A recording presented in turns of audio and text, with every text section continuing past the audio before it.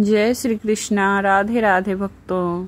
तो जैसा कि आप सभी जानते हैं कि आज कृष्णा जी का छठी है, तो छठी के दिन आप दोपहर के बाद शाम को करा सकते हैं दूध से स्नान। कृष्णा जी को दूध में डुबकियां लगाते हैं, बहुत सारी पूजा करते हैं बहुत लोग, उनके लिए बहुत सारे पकवान भी बना के भोग लगाते हैं। ये सब करना शाम को है, मगर सुबह में आप क्या करेंगे, तो सुबह में जब आप उनको नहलाएंगे ना, क्योंकि अगर आपके पास नए लड्डू गोपाल जी हैं तो आप शाम को ही करेंगे एक ही बार, लेकिन अगर आपके पुराने हैं तो आप सुबह में उनको पंचामृत से स्नान करवाएंगे। वो आपके अपने इच्छा के अनुसार है दोस्तों, लेकिन अगर आज के दिन आप पंचामृत से सुबह सुबह उनको स्नान करवाएंगे तो कृष्णा का अच्छा लगेगा।